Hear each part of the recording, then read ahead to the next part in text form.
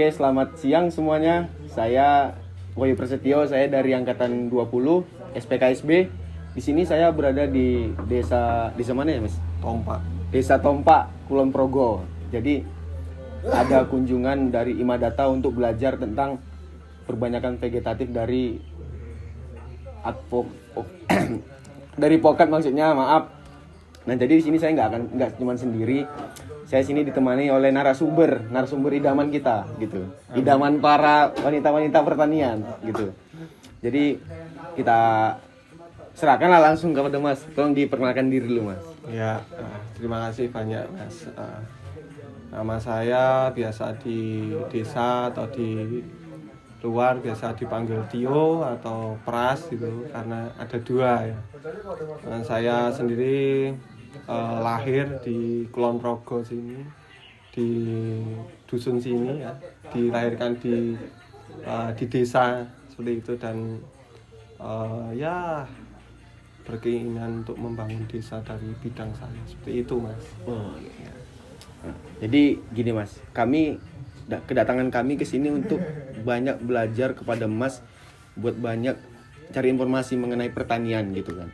Soalnya kan kita tahu pertanian ini merupakan salah satu bentuk fundamental dari ketahanan pangan negara gitu. Jadi saya mau bertanya kepada Mas tentang apa-apa saja sih yang harus dilakukan dari awal pembudidayaan dari alpukat gitu kan. Kopi, terus ada juga nanti saya mungkin ada yang lainnya lah tanamannya gitu. Mungkin kita mulai dari pokat dulu, Mas, gitu. Pokat ini kan kita tahu banyak ini yang suka gitu, walaupun lemaknya banyak kan. Cewek ini jaga lemak ini biasanya kan. Mereka tuh jarang pokat, tapi kalau laki-laki ini wah jadi primadona lah gitu. Jadi di sini, Mas, budidaya pokatnya apa aja, Mas? Oke, ya dari alpukat ya, ini Ya, alpukat dulu. dari pokat. Nah, dari alpukat itu sendiri salah satu kenapa saya terutama ya berbudidaya alpukat seperti itu, yang mana memang saat ini lagi memproduksi alpukat seperti itu. Terutama sekarang pasar saya terutama untuk di luar petani mungkin dari lingkup sini lokal maupun di luar sana, di Jogja maupun di luar sekitar Jogja dan beberapa wilayah di luar pula ya mungkin seperti itu memang alpukat sekarang lagi ngetren dalam hal petani itu mempunyai nilai lebih lah di situ karena harga yang lumayan seperti itu. Iya. Kita tahu 1 kilo alpukat kan berapa seperti itu, apalagi kalau udah di luar. Kalau kita punya pasar sendiri itu kan lebih bagus, lebih besar. Satu pohon itu kurang lebih kalau untuk prospeknya kan besar sekali. Anggap saja satu pohon 50 sampai 100 kilo dikali kan 5.000 aja lah, nggak mungkin tahu 5.000, paling nggak sekarang harga pasar sekarang 15 sampai 20.000 kan, itu sangat menguntungkan per kilo seperti itu. Itu kan cuma isi berapa loh, Mas? Iya. Produksinya tinggi. Nah, hal itu untuk memenuhi hal tersebut saya juga permintaan yang tinggi itu saya produksi beberapa jenis. Salah satunya ada aligator, ada miki, ada kendil, dan yang lainnya. Cuman untuk saat ini 3 jenis itu yang masih digemari oleh masyarakat seperti itu. Nah, jadi dari 3 jenis nih, Mas, yang udah Mas jelasin kan.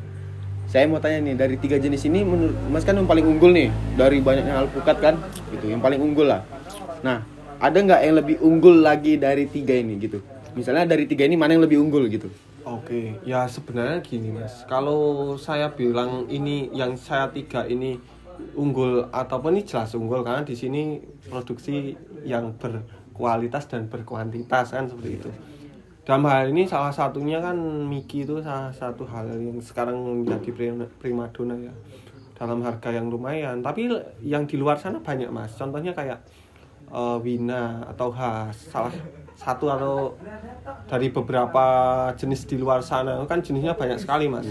Sampai untuk saya sendiri untuk satu persatu untuk mempelajari itu kan juga butuh waktu, butuh pengalaman. Tapi satunya ya ada Wina, ada Has seperti itu, yang mana harga kan bisa ratusan ribu seperti itu kan, itu luar biasa.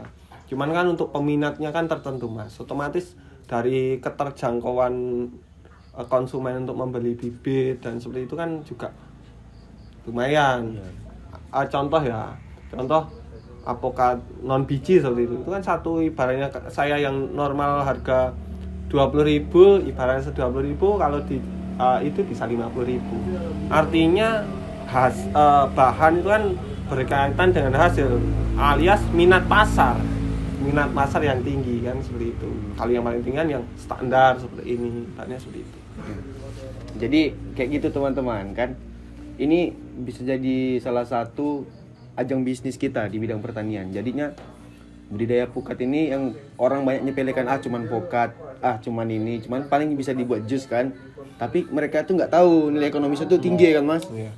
Jadi gitu. Jadi Mas, kalau untuk tanaman pukat nih, dari misalnya kita perbanyakannya melalui generatif biji, gitu. Dari awal penanaman sampai nanti panen pertama lah. Itu kira-kira dari jenis 3 tadi itu Mas, itu butuhkan waktu berapa ya? Oh, ini generatif atau vegetatif? Nah, generatif dulu. Oh, kalau generatif itu kita sendiri, karena itu faktor genetik ya, atau tanaman itu sendiri, nanti kan tergantung ke lingkungan seperti apa. Karena kebanyakan dengan perlakuan yang biasa-biasa saja ataupun agak maksimal karena itu faktor genetik, otomatis kita tidak bisa menarget ini berapa tahun buah, karena kadang 1 tahun 2 tahun pun lagi kecil masih. Karena apa? Karena memang faktor untuk perangsang atau untuk pembungaan, untuk untuk hasil, untuk pembentukan buah atau bunga itu kan belum, kurang, karena ini masih fase pertumbuhannya, belum masuk ke fase generatifnya, masih vegetatif. Nah, itu membutuhkan waktu yang lumayan. Kalau saya ke petani atau ke petani lah ya, kalau generatif itu ada yang bilang ada yang 10 tahun belum berbuah, ada yang 5 tahun udah berbuah. Ini tergantung juga Mas. Kalau saya bilang ibarat contoh alpukat yang ibarat kendil, ibarat dia dari biji itu berapa tahun buah, saya juga maksudnya untuk menjamin itu bisa saya samakan dengan bibit yang hanya lokalan untuk berbuah, itu bisa sama buahnya bareng, atau ibarat sama-sama 5 tahun ini juga bisa. Itu di luar kita. Tapi rata-rata ya itu lama Mas, kurang lebih 5 tahun 6 tahun ya gitu. Mungkin itu. Nah, kita kan udah tahu nih teman-teman.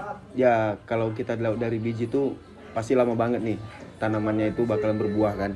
Jadi saya mau penasaran masalah tentang hamanya Mas. Soalnya ini menjadi salah satu yang paling biang masalah gitu kan. Biang masalah dari budidaya kita sendiri gitu Mas. Itu untuk hamanya ataupun penyakit-penyakitnya mungkin yang sering Mas alamin lah gitu. Kira-kira apa aja Mas gitu. Yang paling terlihat. Iya, paling terlihat dari fisiknya, dari efeknya gitu Mas. Oke, ya kalau alpukat itu sendiri yang sering sekali, entah itu alpukat yang lokal ataupun yang umum yang sering dibeli juga, rata-rata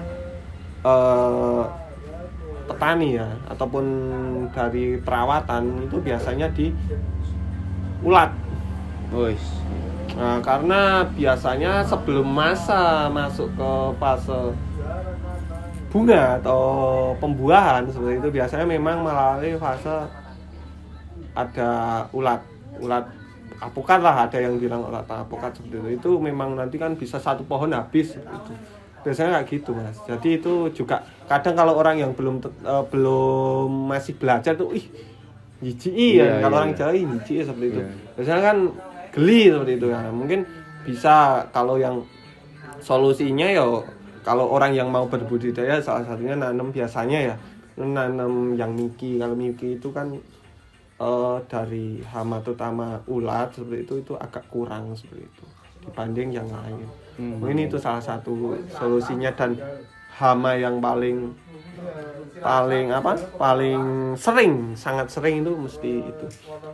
Cuman yang patut kita perhatikan sebenarnya itu di media seperti itu. Jadi urusan hama atau penyakit, entah itu jamur, bakteri jamur sih, lebih ke jamur itu ke perakaran biasanya. Berarti kayak puru-puru akar, nanti busuk akar gitu. Iya, Mas. betul. Itu karena terkait bagaimana media itu menopang tanamannya kan seperti itu. Porositas media atau tanah kan seperti itu kan sangat berpengaruh terhadap tanaman itu sendiri, apalagi dari fase bibit yang siap tanam ke beberapa tahun, 1-2 tahun ke depan itu kan masih harus perlu diperhatikan seperti itu, masih rentan. Kalau yang alpukat ini kan masnya tanam itu yang organik, full organik ya? Ya kalau secara kalau untuk budidayanya yang bibit itu hampir full organik. Ya. Jadi mas, kalau misalnya kita tanam alpukat nih, kita buat perbandingan di salah satu stand sini kita tanam yang pakai organik full, terus yang sebelahnya kita pakai pupuk yang bantuan kayak kimia, NPK, TSP gitu kan mas.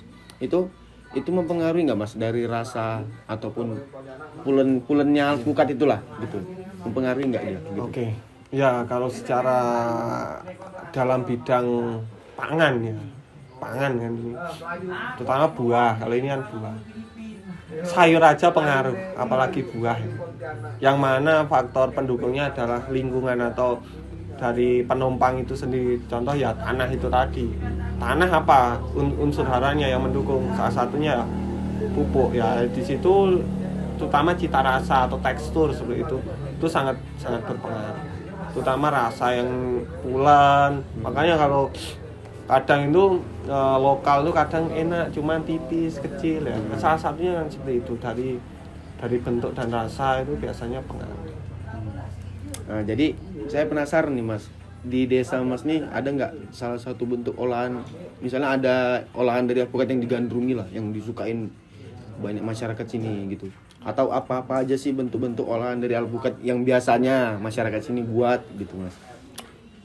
Kalau jujur ya, kalau di lingkup wilayah sini, daerah sini memang mayoritas mereka lebih karena buahnya aja udah lumayan gitu loh, nggak mau repot, udah disamperi sama tengkulak kan seperti itu biasanya di pohon itu udah ditebas seperti itu. Kalau Jawa ini ditebas di ini berapa seperti itu.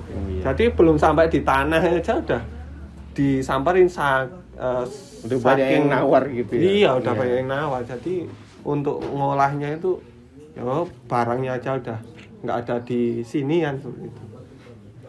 Jadi ini harus diwanti-wanti juga nih mas, kalau misalnya berbuah gitu kan. Ada nggak kadang ada yang maling gitu kalau malam-malam? Alhamdulillah sih kalau di sini itu entah pisang, entah hal bumi itu kan, kalau hasil bumi di sini kan taruh di pinggir jalan kayak gitu, jalan raya itu aman mas. Kalau besok pasaran nih, kayak tadi pasaran, kalau masnya ke sini malam hari itu mesti di pinggir jalan itu banyak hasil bumi yang cuma ditaruh. Wah, kalau di tempat kami itu beda. Beneran, nanti jam 4 pagi tuh disamperin bakul. Ini punyanya siapa, ini aman. Oh iya. Kelapa dan itu. Enak juga kalau hidup di desa ini. Ya alhamdulillah, ayam mas di sini. Ini kalau ditaruh di tempat kami mas, kami kan tinggal nih di Riau gitu kan. Jadi kalau segala sesuatu hasil bumi apalagi yang enak gitu kan, itu pantang. Janganlah letak sembarangan gitu. Nanti ada jambu lah, ada jambu masak sedikit, merah sedikit, nah itu udah. Ya karena wilayah berbeda-beda sama kebiasaan budaya. Iya itu.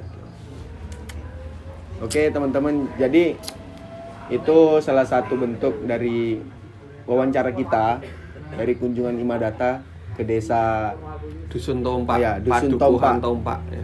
Alamat tuh Tompak Giri Purwo, Grimulyo, Kulon Progo. Jadi kayak gitu teman-teman. Nah jadi kami berterima kasih pada Mas karena udah menyampaikan banyak informasi mengenai budidaya alpukat ini gitu mas. Nah, jadi sebelum kita tutup nih teman-teman kan, kepada Masnya juga mungkin kita bisa jargon dulu mas gitu. Oke, siap. Jadi kalau saya bilang Salam Imadata, Mas El jawab Bravo Imadata gitu. Oke. Ya. Salam Imadata. Bravo Imadata. Salam Imadata. Bravo Imadata. Salam Imadata. Bravo Imadata. Oke. Mungkin oke teman-teman, cukup sekian dari podcast atau wawancara kita pada siang hari ini. Saya Wahyu Prasetyo mengucapkan terima kasih. Assalamualaikum warahmatullahi wabarakatuh. Waalaikumsalam. Oke.